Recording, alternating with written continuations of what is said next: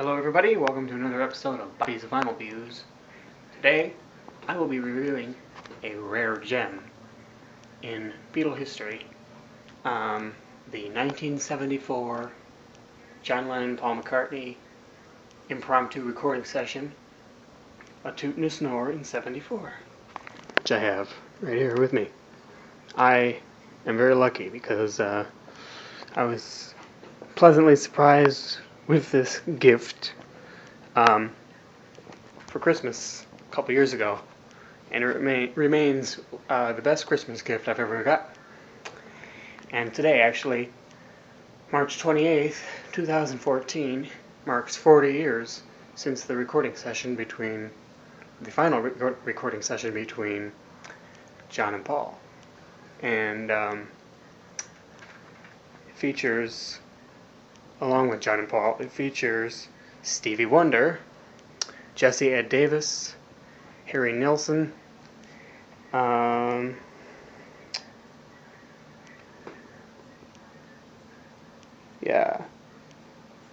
Bobby Keys, that's the other musician too. And we can't forget Lennon McCartney and John Lennon's muse at the time, May Pang. May Pang plays tambourine on the record. Linda plays the organ. Stevie Wonder plays the electric piano. John and Paul play guitar and sing, of course. And Paul also plays Ringo's drum kit, because the whole recording session, Toot and Snore in '74, came about when John Lennon was producing Harry Nilsson's record Pussycats, and Ringo was one of the musicians at Harry Nilsson's session, but he was not present at this session. So then Paul just picked up his drums and played them on the record. And it's very pleasant to listen to, because if you're anything like me, you're a big Beatle fan, and it just reminds you of all the great times that John and Paul had, and they were kind of reminiscing on the record. Need I mention also, if you don't know anything about this session, I wouldn't expect anybody to, that's why I'm reviewing this.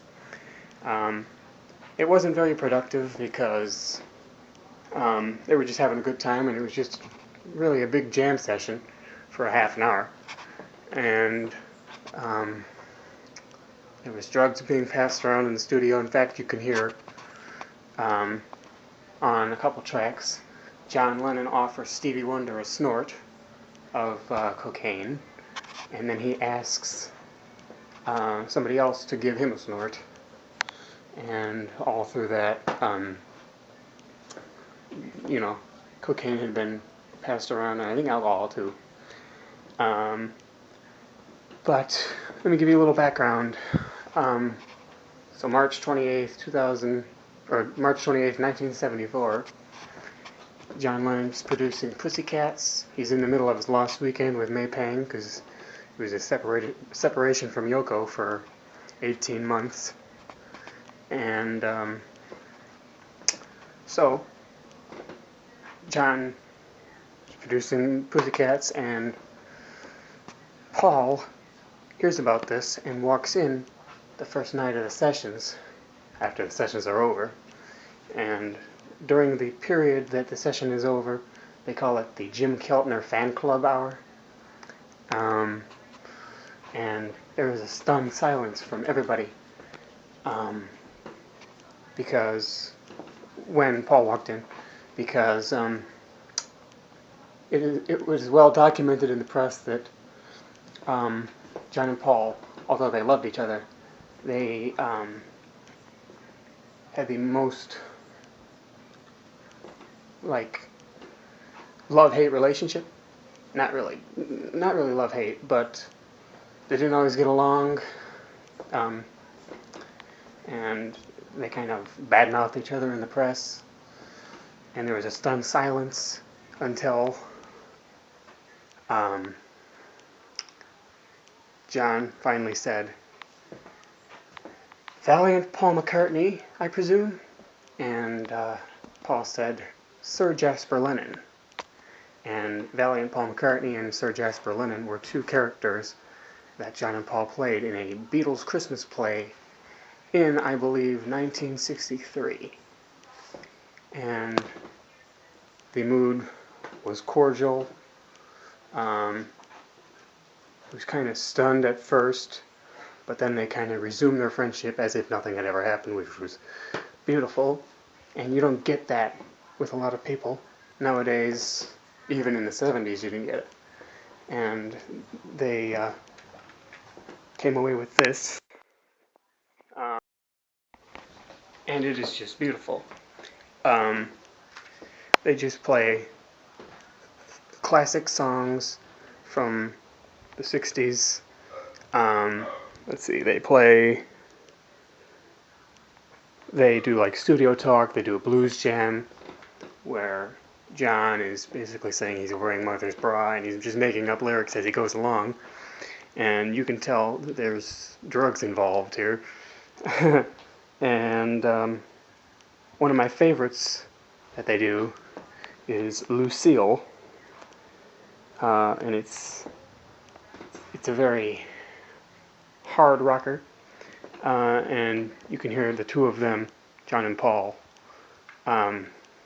bouncing back and forth off each other, and it's really nice to hear. They do 3 versions of Stand By Me.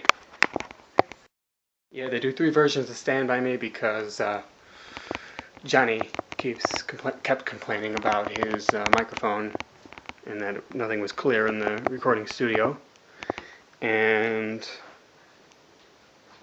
they do Working on the Chain Gang, Cupid, and they do Sam Cooke. 3 Sam Cooke songs. I'm drawing a blank on the third one. It's not listed here for some reason. And then they do an instrumental Sleepwalk. They do Nightmares. And then my version ends with 2 songs. I Saw Her Standing There.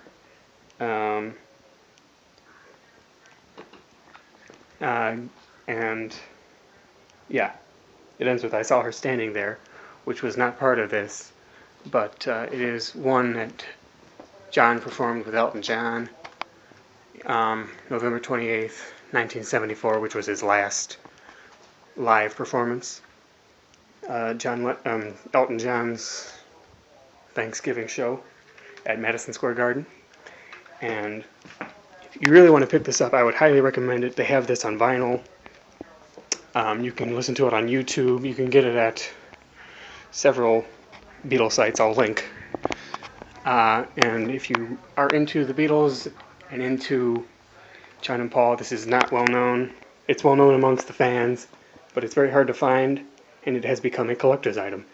And being that today is the 40th anniversary, I figure today's a perfect day. Pick this up. It is a great album. Great session. Bye-bye, folks.